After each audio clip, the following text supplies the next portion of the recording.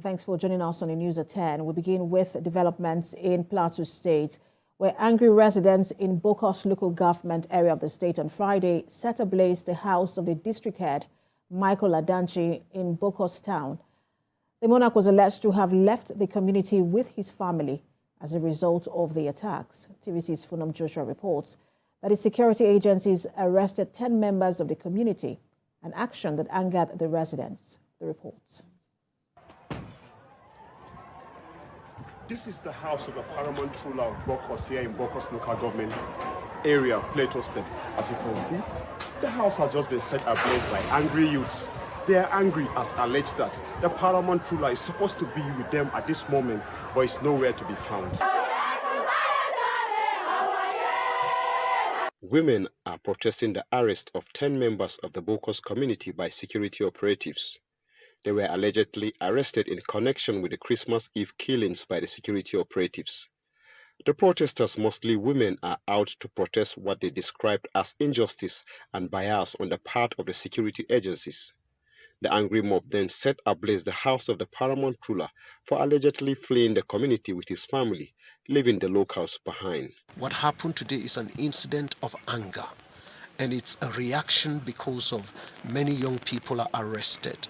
I think it's also good to let you know, and you need to report this. It's not only Bokkos youth who are arrested, but also Fulanis have been arrested. That is the truth of the situation. Funam Joshua, TVC News, Bokkos. For more on this latest development in Bokkos local government area of Plateau State, the President and CEO, Gideon and Para-Mallam Peace Foundation, Dr. Gideon Para-Mallam, joins me on the news. Thanks for joining us. Thank you. Thank you. It does seem as though after that devastating situation in those three communities in Plateau State, things have, even gone more awry. What do you make of the situation that happened today in Bokkos? Yeah, thank you. Indeed, Bokkos has been on the news for the wrong reasons, but we continue to pray that Bokkos and the people of Bokkos, known to be peace-loving and friendly, people that have lived side by side with their Muslim counterparts and Fulani herdsmen, will be able to, and I hope that they will be able to come back to living together again in peace. Now, there's been tremendous progress between when those Christmas Eve attacks took place and now. At least in the last 4 days, there hasn't been any attack in any community in terms of villages, to the best of my knowledge.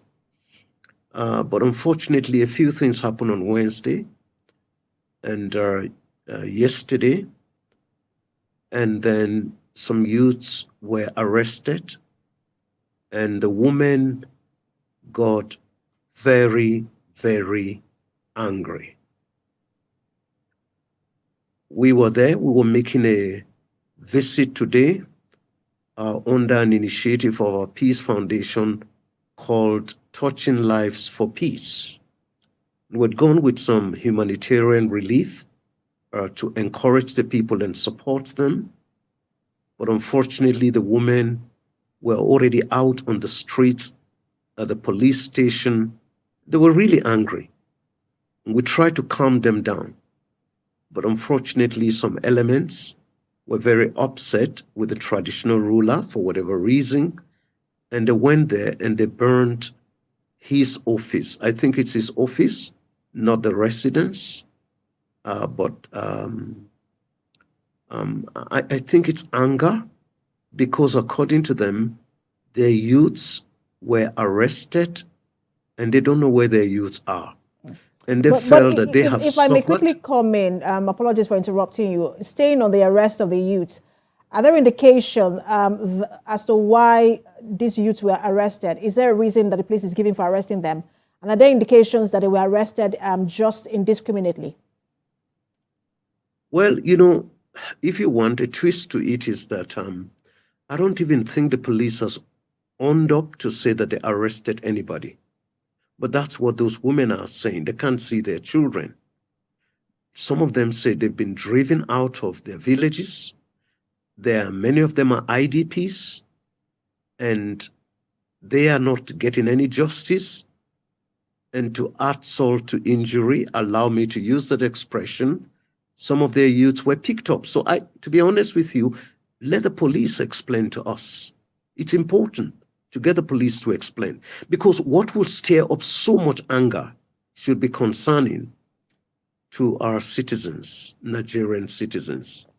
We should know why. So I would suggest that you ask the police and let them own up and tell us exactly what happened. There were some youths picked up, even by the STF also, but they were able to resolve that amicably, talking with those community leaders and the women. The challenge now is that they said the youths were in the police force, the women went there in their anger, and then the police people took some of the people and it that would came. seem like you said that the police has not been able to has not made any formal statement on whether they arrested people and why they arrested them. But in the clip that we're just playing, I could see the presence of security agents. Have they left now, or are the security agents still in Bokkos? No, the situation calmed down while we were still there. Actually, the situation calmed down. They were really angry, but we were able to say, look, anger, it's not going to solve the problem. Reacting the way you're reacting, your points are made. We listen to them, and hopefully that we're going to make our report available to the authorities. You have a bad situation. So I think that there's a way in which arrest also could be done in a way that it does not stir up more anger. These people are IDPs. They don't even have homes to live in. And that's part of their pain.